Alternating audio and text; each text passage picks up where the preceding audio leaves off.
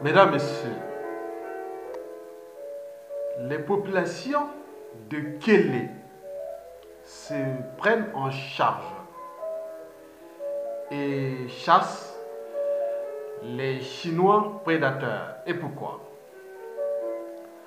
Parce que ce qui se passe dans cette localité-là, qui regroupe plusieurs villages, qui fait partie d'ailleurs d'une région du Congo-Brazzaville, qu'on appelle un département ou région, qu'on appelle la Cuvette Ouest. En réalité, cette localité faisait partie de l'ancienne Cuvette congolaise, la Grande, dont est aussi originaire le dictateur Denis Sassou Nguesso. Et moi aussi. Eh bien oui, tout s'est chamboulé, je pense qu'après 1992, pour se séparer en Cuvette Ouest, qui fait frontière avec le Gabon, au sud, le département ou région des Plateaux, à l'est, la Cuvette centrale, et au nord, je pense, c'est le département ou région de la Sangha qui fait frontière avec le Cameroun. Mesdames, Messieurs, nous sommes au cœur du bassin du Congo, l'Amazonie de l'Afrique, le deuxième poumon d'oxygène de la planète. Et là, les populations ont eu la malchance d'avoir dans ce pays un monsieur Denis Sassou Nguesso. Et pourquoi? D'abord, parce que dans toute organisation, qu'elle soit État, entreprise ou association, quand il y a un dysfonctionnement, c'est toujours celui qui a la tête qui en est responsable. Le poisson pourrit toujours par la tête. Donc nous sommes en chaîne de responsabilités. On ne rentre pas au Congo où on ne vient pas exploiter la nature au Congo, on ne vient pas exploiter nos terres, on ne vient pas détruire nos vies et autres comme ça sans l'accord du dictateur. Donc il y a une chaîne de responsabilités qui commence déjà depuis le dictateur déjà. Nous sommes en présence d'un régime liberticide, régime politique liberticide, antidémocratique, antisocial, echinogène. Donc tout ce qui se passe là-bas, c'est toujours avec la complicité du dictateur. Puisqu'il a confisqué tous les moyens de l'État qui sont à sa disposition de manière injuste pour détruire non seulement les vies, mais également ses écosystèmes. Donc vous avez entendu parler de cette histoire qui, pour quelqu'un qui a une âme et une conscience, qui connaît les valeurs de l'environnement, de l'écologie, mais là on est en zone France-Afrique. Même toutes les organisations internationales inféodées à la francophonie, à la France-Afrique et compagnie n'en parlent pas. On est en train de détruire une partie du bassin du Congo, l'un des régulateurs du climat planétaire. Pour ceux qui sont en RDC, ça fait partie des gens qui sont à l'équateur, au Congo-Brazzaville. Et donc pour vous là-bas, ça fait partie d'Engala. Donc vous partez de Kélé, Kélé en fait partie des sources quelque part de l'Alikwala Mosaka, le troisième plus grand affluent du fleuve Congo côté rive droite. Donc d'un côté vous avez vers l'est, ça va vers l'Alikwala Mosaka, et vers l'ouest, ça va vers le Gabon et donc vers l'Ogoué. Donc nous sommes là au cœur d'un bassin qu'on est en train de détruire de manière presque sauvage. Il s'agit bien sûr d'un acharnement. Mesdames, Messieurs, oui, Kélé. Kélé, pour ceux qui connaissent, c'est pour l'histoire. Kélé faisait partie de la subdivision d'Abolo pendant l'occupation du bassin de l'Alikwala Mosaka. Et donc, tout s'est chamboulé entre 1900 et 1914-17 jusqu'après. Et donc, Kélé, qui s'appelait Abolo, eh oui, il fut créé déjà, Kélé a été créé en 19 novembre 1931. Cette communauté-là. Bon, les villages étaient là depuis la nuit des temps, hein, mais la ville, on a créé cette subdivision administrative et autres par le colon français à travers la compagnie de, je ne sais pas si c'était Animalienne ou compagnie française de Haut-Congo qui appartenait aux frères Tréchaud. Et donc, bon, on parle de cette commune-là, la ville d'Abolo. Donc, c'était le 19 novembre 1931. Mais cette commune qui s'appelait, cette ville, ou poste administratif, on peut dire ça, était devenue, la ville de Kélé, on l'a créée, cette ville devenait la ville de Kélé. C'était que suite à l'arrêté du 6 février 1947. Donc nous étions à peine sortis de la Seconde Guerre mondiale. Donc l'indépendance du Congo arrive entre 1958 à 1960. Donc Kélé fait partie de cette région de la Kivette Ouest. Auparavant, ce fut la grande région de la Kivette centrale. En réalité, pourquoi il y a eu cette histoire de division? Parce que bon, ben, déjà, les populations là-bas, c'est des Téké. Parce que les Téké, au niveau extension territoriale, ça commence au nord. Au nord, c'est dans ces régions-là, Kélé. Et ça passe par la région des plateaux. Là, le Congo, ça va jusqu'au Nyari. Donc, du nord du Congo, Brazzaville, côté ouest, jusqu'au sud-ouest, loin, c'est une extension énorme des Téké. Mais les Téké, bon, les Téké, on peut dire, bon, c'est les groupes ethniques, mais il y a des subdivisions tribales, comme on appelle là, on trouve les Mbéré, les Mbeti ou les Ngaré et tout ça. Ngaré, c'est plus vers chez nous. Donc, au départ, et ils avaient même écrit dans les écrits, moi j'ai même cherché à déjouer ça chaque fois. Et que, bon ben, en réalité, les populations de la Kivette Ouest seraient humiliées par les populations de la Kivette centrale actuellement. Et notamment par 3 tribus. D'abord la tribu d'Emboshi, donc des Sassou Nguesso. Puis la tribu de Marengwabi, c'est-à-dire des Kouyou. Hein, Marengwabi, Yobi Opango, c'est les Kouyou. Et puis ma tribu, les Makwa. Et les Makwa, bon, donc il y a Mokoko, il y a Jonah Mokoko, moi et d'autres, pour vous donner un peu de... Donc, la tribu donc, ils s'étaient séparés pour ne plus être humiliés par les gens de la Kivette centrale. Et donc, dans cette Kivette centrale, celui qui règne en ce moment, c'est Sassou Nguesso. Mais on associe toujours Sassou Nguesso, le Mboshi, avec ma tribu, hein, Makwa, et les Kouyouké, c'est vous qui sont là pour détruire la Kivette Ouest. Vous imaginez les rancunes, les haines, les règlements de compte n'ont été contentieux historiques. Parce qu'aujourd'hui, la Kivette Ouest fut séparée de la Kivette centrale, qui fut d'ailleurs la plus grande région du Congo. Il y avait plus de 70 000 km². On a séparé ça en deux. Et même les acteurs de toute cette séparation, dont certains, William Ota, que je n'appelle ici, je dis non, mais qu'est-ce qui se passe à Kélé? Parle au moins. Bon, lui, d'un côté, il est Makwa, de l'autre, il est là-bas. Bon, moi, j'ai vécu avec ces gens-là. Les Ngaré. Les Ngaré, dans l'histoire de l'occupation du bassin de la Nicolas Moussaka, les Ngaré ont été actifs. Ils sont dans Makwa, chez moi, à l'équateur. Et quand vous allez à l'équateur, à Makwa, chez moi, dans ma tribu, vous allez vers l'ouest, vous arrivez certainement à Etumbu, puis Kélé. Et quand vous allez vers l'est, vous arrivez jusqu'à Mbandaka. C'est la même ligne. Regardez les populations de ces forêts, c'est la même lignée. Et c'est les raisons pour lesquelles tous les noms de ces trucs-là, bon, en dehors de Kélé, c'est toujours M, Mbandaka, Makwa, Makoku, au Gabon et tout ça, que les M, je ne sais pas, bon, bref. Donc les populations de Kélé ont pris en charge leur propre destin. Et pourquoi?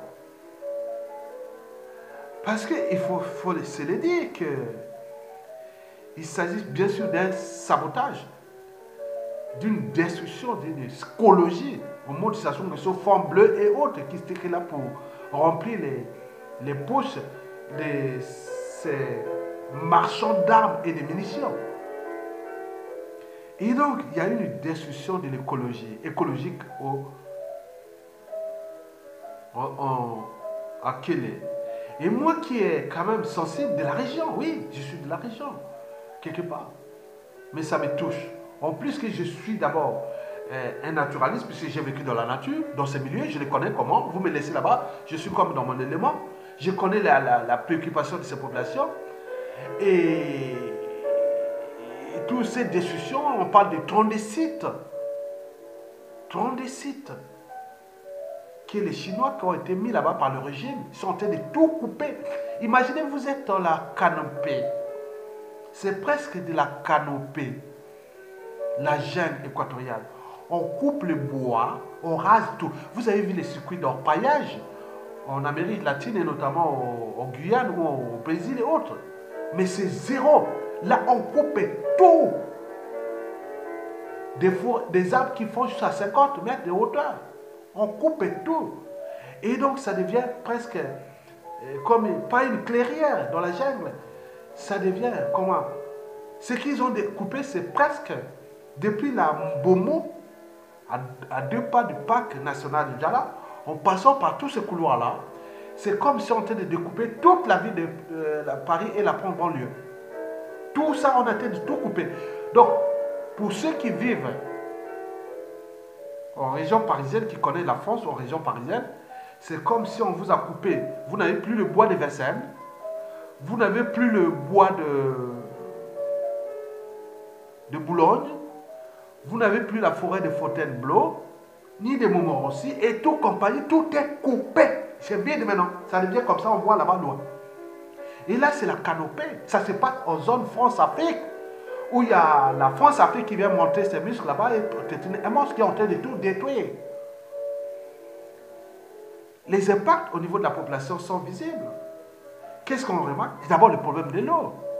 Puisque 90% de la population congolaise, malgré les ressources du pétrole, du bois et autres, 90% de la population est dans la merde. Les pays d'ailleurs en faillite, surendettés et pour rien, parce qu'un indicateur ça coûte très cher, et surtout un indicateur France-Afrique, ça coûte très cher. Et donc le pays est dans la merde. Et donc ces populations-là, leur écosystème, leur milieu naturel, leur zone tribale est tout détruit. Donc vous arrivez le matin, vous êtes dans la nature, dans votre village, et vous voyez les pelleteuses, vous voyez les trucs qui sont en train de tout couper. On vous interdit même de venir autre là.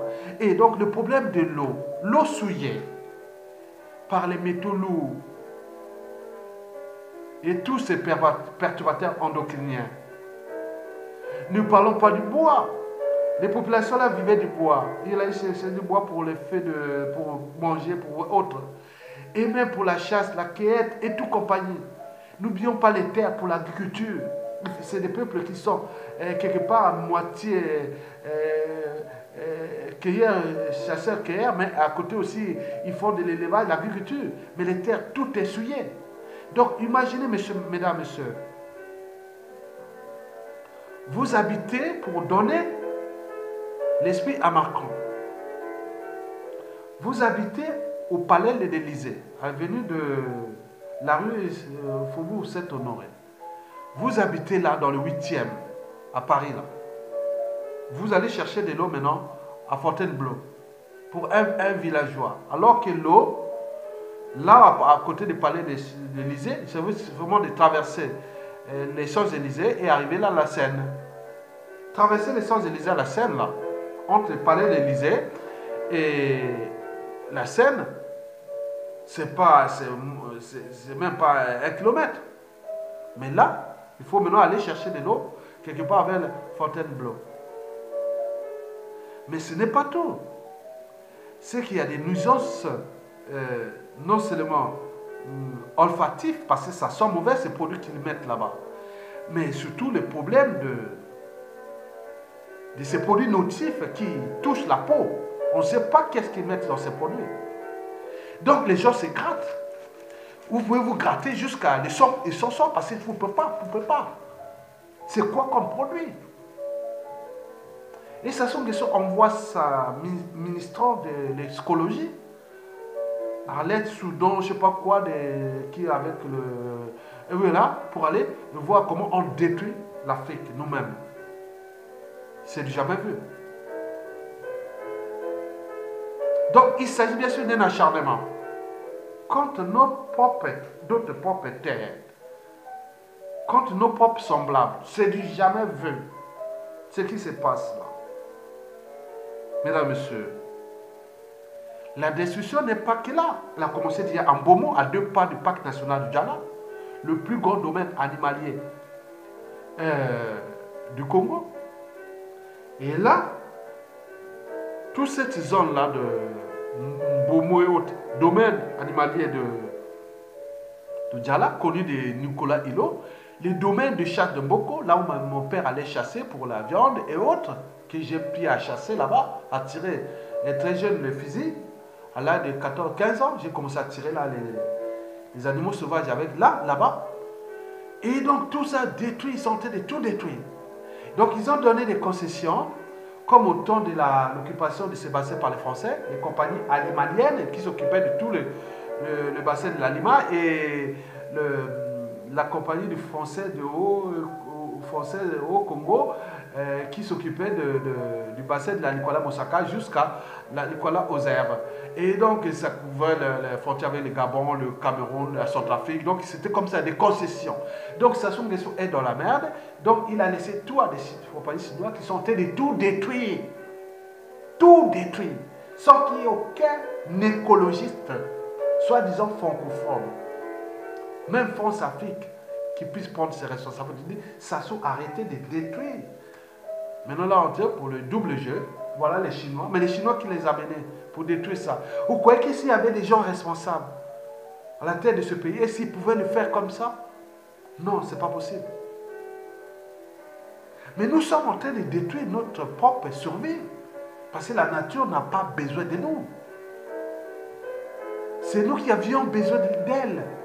Ce n'est pas la nature qui est détruite, c'est nous, on s'est tout détruit nous-mêmes. Donc ça soit en train de détruire notre propre existence à cette échelle de la cuvette ouest. Et qui aura bien sûr des impacts sur la cuvette centrale, puisque au point de vue écologique, les nappes phréatiques, ça rigole pas au niveau de la géologie, hein, des sciences de la vie et de la terre. Hein. Ça rigole pas. Hein. Moi, j'ai une maîtrise des sciences de la vie et de la terre, obtenue ici en France, biologie et géologie. Quand on voit ces trucs-là, on aura des impacts sur la Lima, la Nicolas Moussaka, ça va sur l'Ougoué, et il y aura tous ces trucs-là, bouleversements. Le problème de cycle de vie, énergie, matière, ça va durer des années. Tout c'est tout souillé par ces produits. Donc les populations démunies. Mais pourquoi cet acharnement? Donc Sassou est en train de détruire le Congo. Et qu'est-ce que ça peut faire? Puisque tout ce qui l'ont ramené au pouvoir déjà depuis 1991 à nos jours, en passant par le pouvoir de Lissouba, et puis ceux qui l'ont ramené, beaucoup sont terrés comme des rats. D'autres sont déclassés. Ils sont malades parce que dû aux conditions de vie là-bas. D'autres sont en prison. Certains sont en exil, encore heureusement pour eux. Et ceux qui continuent à l'entretenir pour un être mortel. Et qui va fêter d'ailleurs, son monde n'est que tourné vers l'éternel, la mort. Il va fêter l'anniversaire de la 10e anniversaire de la mort de sa fille, qui fut la femme du défunt Omar Bongo, mort en 2009. Et ils vont fêter avec 6 millions d'euros et jets privés et autres. On s'en fout de vous. Il s'agit d'un acharnement. Si vous n'êtes pas capable de vous prendre votre responsabilité au niveau civil, politique et militaire, qu'est-ce que ça peut faire? Il va nous laisser une merde. Qu'est-ce que ça peut faire? Vous comptez quoi? Sur la France? Vous comptez quoi? La communauté internationale? Vous comptez qui? Il est là, ça s'ouvre. Il fait sa fête. Il est en train de détruire ce pays. Il est en train de détruire. Il va laisser des merdes. Et vous n'êtes pas capable de comprendre qu'un être mortel Et vous avez les ministres comme militaires, colonels, généraux, hommes politiques et autres. Il est là tranquille. Il a pris tous les moyens de l'État. Alors là, le ras-le-bol est total. Il ne s'agit pas de s'énerver. Moi, je vais pour donner l'information pour ces populations là-bas. Moi, j'ai déjà franchi les barrières de la raison. Je sais comment, quand Sassou Nguesso va se terminer, parce que je sais que dans 97% des cas, la chute de Sassou Nguesso ne viendra que par le chaos. Et comme dans le chaos, souvent les natures imposent ses droits. Comme dans la règle d'or, ne faites jamais aux touristes ce que vous n'avez fait aux autres. Sassou, on lui a envoyé toutes les lettres de rappel. Depuis 2015, il n'a pas accepté. Il a tenu tous les complices avec les moyens de l'État pour passer en force. 2016, il fait pareil. Hold-up avec ses complices. Et après, bon, ben, il est arrivé une crise sociopolitique, socio-économique et aujourd'hui humanitaire. Et n'oublions pas écologique. Mais quel pays nous allons récupérer à la chute de Sassou inévitable?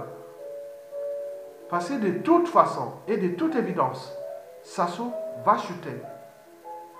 Et pourquoi? Parce qu'il y a une règle qui est universelle et immuable. Toute chose a un début et une fin. Il y aura toujours un départ et un terminus. Sassou est arrivé par effraction. Il a en profité de ces colporteurs des erreurs qui sont encore parmi nous, qui continuent à faire ce jeu de com. Il est en train de les subtiliser, mais pour jusqu'à combien de temps encore? Donc Sassou va partir. Il est fini, il va partir, il doit partir. Mais c'est l'après. Et quand je parle de la cuvette ouest, vous qui disiez que les Makwa, regardez quand même les gens de la cuvette ouest, à Kene, Mbomo, et Tumbi, Evo et autres, les Ngari. Demandez les Ngari. C'est la seule ville de la région de la cuvette. C'est pas ces Sassou Nguesso là-bas à Oyo, Bouya, Tikapika et tout ça. Ni à Owando. Mais beaucoup de Tékés sont chez nous. À Makwa. Qui sont transformés les métissages. Makwa et Tékés s'appellent les Ngare. Et vous voulez dire que les Makwa sont des... Ils ne vous aiment pas. Attendez, alors que beaucoup de Ngare, des gens de la cuvette ouest s'identifient à ma tribu, Makwa. Celui qui vous détruit, c'est Sassou Nguesso. Et ce n'est pas la responsabilité de tous les Boshi ou des Kouyou, des Makwa. C'est tous ceux qui sont là. C'est un système. Et vous avez aussi les gens de la cuvette ouest qui sont là avec le régime. Depuis Mbomo et Tumbi et Kene et autres, mais bien sûr, ils sont grillés, ces gens-là. Mais c'est la pointe qui est dangereuse pour eux. On est en train de détruire, vendre à la découpe la cuvette ouest, et vous êtes là par réagir, même à aller raisonner Sassou Nguesso. Et les populations sont obligées de prendre leurs responsabilités parce qu'il s'agit bien sûr de problème de survie. Il s'agit d'un problème de survie. Quand on vous prive de l'eau, l'eau c'est la vie. On vous prive du bois pour faire tout ce qu'ils ont. Il allait cueillir du miel. Hein, c'est un écosystème. Le bois, hein, la forêt, dans cette région-là, c'est comme des ressources multicartes. On prend du miel, on prend des fruits, des légumes et tout. Là, on vous détruit ça. C'est multicarte. J'ai vécu dans la jungle. Je suis né à Brazzaville. J'ai vécu dans la jungle. Je suis allé passer des mois, parfois 2 mois dans la jungle. On amène que les aliments, des maniocs et le reste là-bas. On savait se débrouiller dans la jungle. Il y a du poisson. Les rivières sont bourrées de poissons. Il y a du gibier. Il y a des fruits. Il y a tout. C'est une situation qu'on est en train de tout détruire. Les modes, même d'organisation culturelle de ces pays, de ces gens-là. C'est du jamais vu. On est en train de tout détruire. Pour un seul individu, Sassou Nguesso. Et qui est net mortel. Et tous ceux qui l'ont amené au pouvoir, ils sont devenus là comme des lâches, des pureux heureux de ces esclaves. Et qui les a privés d'ailleurs de liberté, de dignité. Et ils sont là en train de se plaindre. Pour ça comme des temps encore. Toute chose a un début et une fin. Sassou doit partir, va partir. Et c'est l'après. Donc j'annonce cela. Ne traitez pas cette histoire qui est des problèmes de tous les Bochis. Non. Bien sûr que les Bochis seront traités par la volonté générale. Parce qu'ils n'ont pas pris les responsables. Les hauts commandements des armées aux mains de Boshi. Le haut commandement de la police est aux mains de Boshi. Le haut commandement du renseignement intérieur, extérieur, service secret, c'est aux mains de Boshi. Et tout compagnie aux mains de Boshi. Et donc vous allez dire, ah oui, demain on n'était pas, c'était pas la faute, c'était les autres aussi par association vont dire oui, hein, parce que ça soit attaque par association. Il a attaqué au pôle, il a attaqué là-bas. Et donc, vous voyez les projets Atama qui s'est passé en 2011, je ne sais pas quoi là. Nous avions attaqué le projet Atama, il ne sait pas qu'est-ce qu'il devient. Entre la Mambili, on allait vers Wesso, dans la jungle, pour peler les plantations de palmiers à Ouil, avec l'introduction des glyphosates, qui fait partie des perturbateurs endocriniens. Nous avions attaqué ce produit.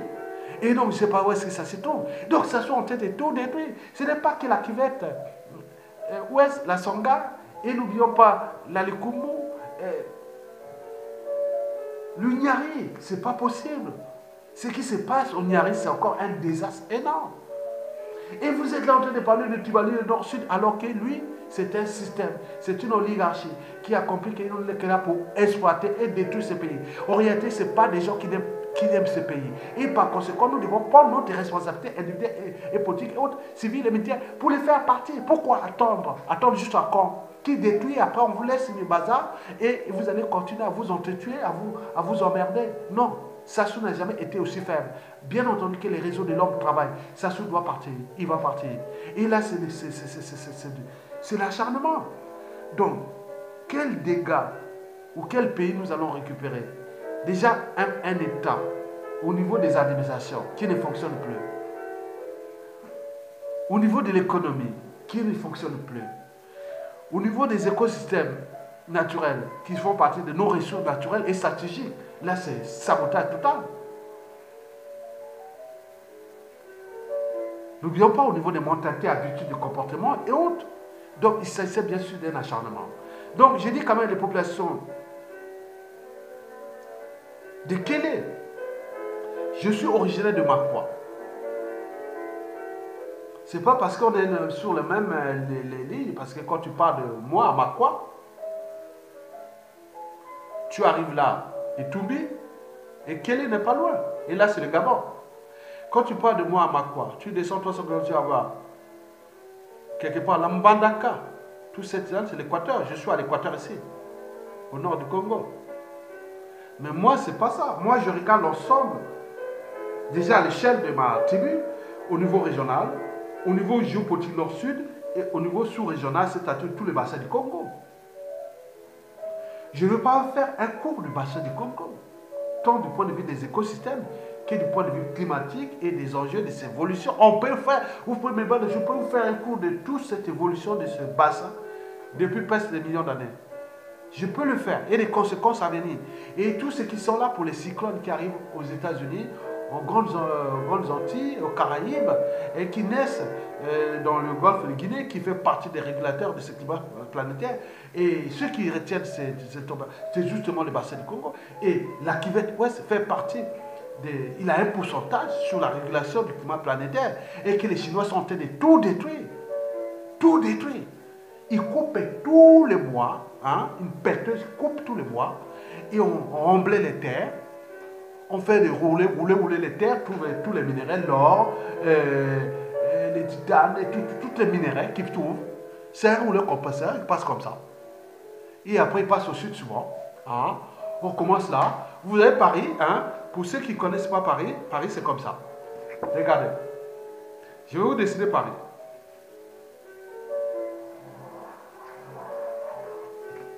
Est-ce que ça se voit? Ah, attends. Donc c'est comme une coquille. Le premier arrondissement est là. Regarde le premier arrondissement. Le deuxième, le troisième, quatrième, cinquième, sixième, septième, huitième, neuvième, dixième, onzième, douzième, treizième, quatorzième, 15e, 16e, 17e, 18e, 19e et 20e. Vous voyez, ça fait comme une coquille, regardez, comme je vous ai dit, regardez Paris. Donc, vous avez ici le premier arrondissement de Paris, le deuxième, j'ai mis le troisième où? Deuxième, troisième, quatrième, cinquième, sixième, septième, huitième, neuvième, dixième, onzième côté est, douzième, treizième, quatorzième, quinzième, seizième côté ouest, 17e, 18e au nord, 19e au nord-est, 20e. Et on sort là, c'est les banlieues. Les banlieues sortent là. Tout ça, c'est les banlieues qui vont jusqu'à 50 km en sortant d'ici. Tout ça qui est des villes. On appelle ça la région parisienne, la deuxième plus grande agglomération urbaine du monde. Et donc, si quelqu'un comme Sassou Nguesso, avec ça, est en train de détruire tout ça là, qu'est-ce que vous allez dire? Il est en train de détruire l'équivalent, ce qu'il a déjà détruit depuis 2015 jusqu'à nos jours, c'est tout ça. L'équivalent de Paris qui est en train de détruire des forêts. Et la France les laisse faire. Donc, je ne sais pas où l'idée que je voulais dire que, ben oui, je ne sais pas, je voulais dire quelque chose sur ça, bon, je zappais. Si vous voyez que ça, Paris c'est une coquille, ça fait comme comment un, ça tourne comme ça. Les arrondissements font comme ça. Et ça monte. Donc, ce qui fait que vous pouvez vous retrouver en face, par exemple, là vous avez le premier arrondissement, vous pouvez le retrouver en face du deuxième ou du premier. Bon, prenons le cas vous pouvez vous retrouver en face à un arrondissement du 12e arrondissement de Paris, face à l'arrondissement 20e. On s'est dit comment? Donc c'est comme une coquille. Donc, ça soit en train de dérouler ces rouleaux compresseurs là pour détruire comme une coquille comme ça qui déroule. Tout le Congo va être broyé. Donc, vous l'avez compris. Mesdames et messieurs, je n'ai pas à féliciter ces populations. Je dis que c'est question de survie. Oui. C'est question de survie. Sassou vit pour la survie de sa tyrannie. Mais le peuple de Kélé, les Téké, ou les Mbeti ou autres, ou les Téka Lima et compagnie, ils vivent aussi pour leur survie. Voilà. Est-ce que la meilleure survie, c'est celui qui porte tous les moyens de l'État de manière injuste, illégale et illégitime pour détruire les autres et la population? Et personne, ni cas de la région, ne peut rien faire parce que dans cette région, la Kivet Ouest, qui reste encore quel cadre civil, politique et militaire qui peut tenir tête à Sassou Nguesso. Donc on comprend que les populations ne peuvent que se battre tout seuls, même déjà la région de la Kivet, où c'est ma région, de Sassou Nguesso, personne ne ose dire non, autre. C'est un espoir. C'est un espoir que Sassou le sait d'ailleurs. Sassou le sait d'ailleurs que le moment qui va chuter, et là, arrivera à les envoyer. Parce qu'il a tout livré sur les partisans. Avec un peuple et des esprits qui ne peuvent même pas se battre face aux problèmes même d'injustice, même écologique, même de survie de notre écosystème, de notre histoire, de notre mémoire, de notre vie, de nos conditions de vie. On ne va pas détruire ça. Du nord au sud, de l'est à l'ouest, ça soit en train de tout détruire pour sa survie. Et c'est bien comme ça parce que nous l'avions, nous sommes les collaborateurs des erreurs. Et nous n'avons pas cherché à s'affranchir de lui. Et voilà les résultats. Et donc, ça donne des outils, des idées à d'autres. Comme rien ne se crée, rien ne se perd, tout se transforme. Il s'agissait bien sûr de la reformulation de la maxime clé d'un philosophe grec antique qui disait d'ailleurs que rien n'est nain, rien n'est péri, des choses déjà existantes peuvent se combiner et se séparer de nouveau. Et donc nous sommes dans une situation-là. Et comme la Kivet Ouest s'est séparée de la Kivet centrale, et demain peut-être ça pourra se réunir, et donc on peut trouver les consensus d'ici demain et après-demain. Mais en attendant, ne venez pas dire la responsabilité par association. La responsabilité est d'abord individuelle. Ceux qui font là-bas, c'est des gens qui sont venus là, la compagnie là qui est en train de tout détruire. Notez là, archivez tous ces gens-là. c'est pas grave, ils vont détruire, mais c'est grave. Mais la responsabilité aussi, elle est politique. Donc, tous ces gens-là qui sont là, ils vont être devant d'abord leur conscience. Comment nous sommes là pour détruire notre propre Afrique, détruire notre propre terre Congo, détruire nos vies. Donc, à un moment donné, on se dit, qu'est-ce qui nous arrive? Mais c'est leur conscience. Mais nous, le peuple a le dernier mot, les derniers jugements. Nous serons là, au moment venu. Mais je dis que la responsabilité, c'est ceux qui n'ont pas eu le courage ni l'esprit de mettre Sassou Nguesso hors de temps, au moment qu'il est encore plus faible. Il est faible aujourd'hui. Mais il peut monter où? Un pays qui va être détruit, les gens dans la merde. Il va faire quoi? Même s'il fait ses démonstrations de force, que la France de protège haute, juste à combien de temps? La situation France-Afrique est chaotique dans toute la sous-région du bassin du Congo. Et n'oublions pas l'Afrique francophone. C'était un souci collectif qui va certainement bouleverser un autre pays aussi. Mais il faut le savoir que le temps n'est plus l'indignation. Nous sommes des penseurs. Nous sommes les gens qui donnent des idées. On sera là pour réformer ces problématiques des normes de cycle de vie énergie-matière. Quand on parle de cycle de vie énergie-matière, c'est depuis l'exploitation de ces matières. En tenant compte des impacts en quête publique, audit et compagnie. Ça, c'est pour les gens qui ont l'esprit. On parle des normes, des lois, des règlements, de patriotisme, de protection écologique et autres pour mettre tous les mécanismes en dehors des besoins de consommation, d'exploitation de ces matières premières. Mais il se trouve aussi des problèmes des écosystèmes, de la vie, des mots oui, donc ça, il n'y a personne. Quand vous avez quelqu'un qui a la tête qui est pourrie, mais il ne s'agit pas seulement d'exploiter, mais il faut aussi les transporter, ça. Donc ça coûte les coûts de ces écosystèmes, les impacts sur ces écosystèmes. Mais la consommation, nous ne la consommons pas, ça va à l'extérieur. Mais comment transformer ça? Bon, après, il se pose des problèmes de rejet dans l'environnement. D'où ces problématiques des métaux lourds, de ces perturbateurs endocriniens et de tous ces produits nocifs qui ont des durées de vie qui peuvent aller de 100 à 300 ans, même 500 ans. Par exemple, le plastique, pour qu'il soit complètement dégradé, il faut 400 ans.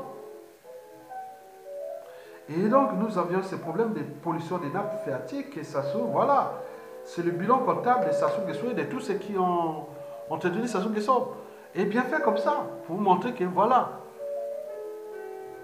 Même Asie Savant de Marseille, hein, je sais pas, Asie Savant de Marseille ou je sais pas, comment on l'appelle, je sais pas. Je sais pas, il n'est pas originaire de cette région-là. Bon, très bien. Je vous remercie.